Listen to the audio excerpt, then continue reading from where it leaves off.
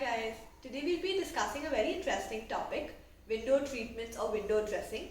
I feel this plays a very important role in most of our designs, but still for some reason we just choose to attend to it to the very end. So let's see what are the options we have for our window treatments. To start off with, we could broadly categorize them into blinds and curtains. So when we talk about blinds, I prefer using blinds for smaller width of windows or for smaller windows in your rooms. Usually the most commonly used blinds are your Roman blinds or your Venetian blinds. Roman blinds are nothing but your fabric pleated blinds which kind of fold horizontally when we raise them, and I think they look really nice in modern homes. The other one is your wooden Venetian blinds. So these blinds I prefer using in your home office space or in your kitchen space. So they are these horizontal louvered slats which we can completely control the amount of light entering the space by using those cords or slats along with these blinds. What are the main reasons for window dressing? Number one would be to control the amount of light into the space. Second would be for privacy. And third would be to add a little bit of a decor and warmth to the space. So let's come down to curtains. So I think there are many different styles of doing your curtains. The most common one being your curtain rod and eyelet style. Next would be your pleated curtains. So when I talk about pleats, even in that there are various types of pleats that we could consider. Your pencil pleats, your pinch pleats, your wave style of curtain. It really depends on the overall decor and theme of your home. So I would strongly suggest taking help from a professional while deciding your complete curtains for the house. And the most important thing would be using a double layer of curtain. So that means I would always prefer using a solid and a sheer curtain, especially for your living areas and your master bedroom. So what exactly is a sheer curtain? A sheer curtain is this translucent fabric which controls the amount of light into the space. But the most important part of it is it still maintains privacy to that space. So during most of the day, you would like your room to be lit up without losing privacy. Hence we use sheer curtains.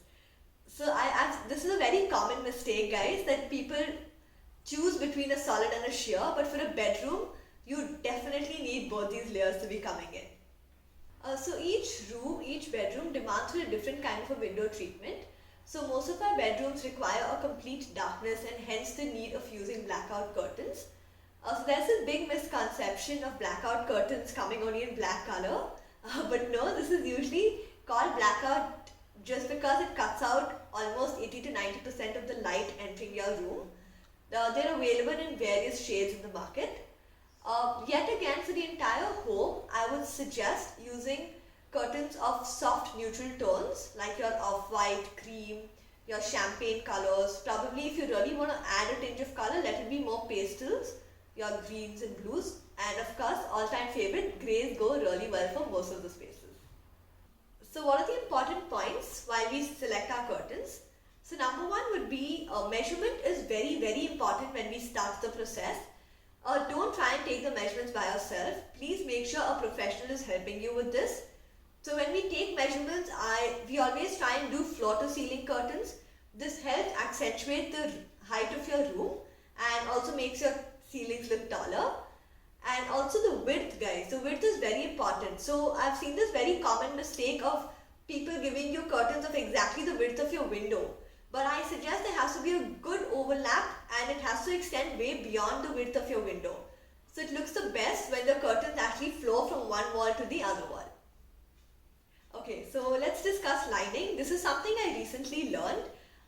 So we always ignore lining for our curtains, assuming that we've selected a good thick fabric. But actually lining is a must do. It's very important that all your curtains must have a lining. Firstly, they protect your fabric and increases the life of your fabric. And secondly, they really help you get a great fall to your curtain.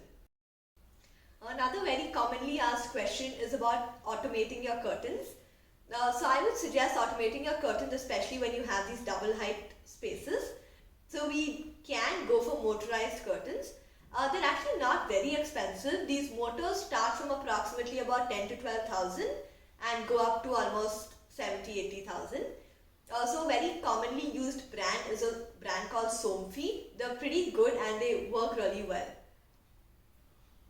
So when should you actually start planning for these curtains?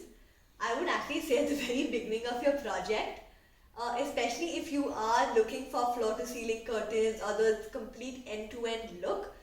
There are certain steps we need to take at the design stage itself. So ideally we need to leave enough gap in your false ceiling cove. So the ideal amount of space would be about 200 mm, that's about 8 inches for you to get a double layer of curtain. And another commonly asked question is, what do you do if you have ACs right above your window and you still wish to have your floor to ceiling curtains? In case we have no go and the AC has to come right above, the best solution I've actually come up with is using a wall pelmet. So pelmet is nothing but an extension. It looks like an extension of your wall and ceiling. It's like a 2 feet band of wood that's run across wall to wall, on which your AC is mounted, below which the curtain tracks are attached, and that's where the curtain falls from. I'll actually just share a sketch to make it simpler for you guys. Thank you so much guys. I really hope this was helpful.